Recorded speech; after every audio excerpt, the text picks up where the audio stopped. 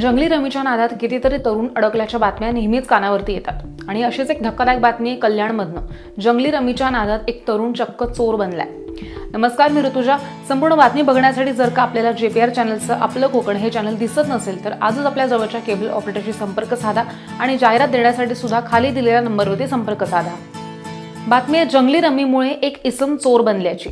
धावत्या ट्रेनमध्ये प्रवाशाचे 7 लाखांचे दागिने चोरणारा आरोपी पोलिसांनी आता ताब्यात घेतलाय। जंगली रमी खेळण्याच्या नादात हा इसम चोर बनल्याचं दिसतंय।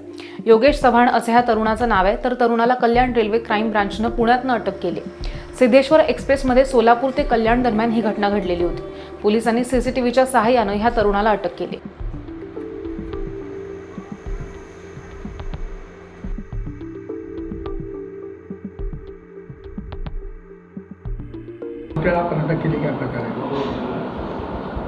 दिनांक 6/12/2024 रोजी राहुल सुहास सोनी हा नावाचा व्यक्ती सोलापूर टू कल्याण असा रेल्वेने प्रवास करत होता। प्रवासादरम्यान त्याने सिद्धेश्वर एक्सप्रेसमध्ये झोपण्याचं जे सीट असतं त्याच्या बाजूला ट्रेवर त्याची पर्स ठेवलेली होती। त्या पर्समध्ये एक 11 तोळे सोन्याचे दागिने पर्समध्ये ठेवलेले होते। त्यांचा झोपेचा फायदा घेऊन एका अज्ञात इसमाने ती पर्स गायब केली होती। त्याप्रमाणे कल्याण रेल्वे पोलीस स्टेशनला गुन्हा दाखल झाला होता। गुन्हा दाखल झाल्यानंतर माननीय CP सरांच्या आदेशाने तसेच माननीय DCP सर ACP सर यांच्या मार्गदर्शनाखाली आमची कल्याण रेल्वे क्राईम ब्रँचची टीम काम करत होती।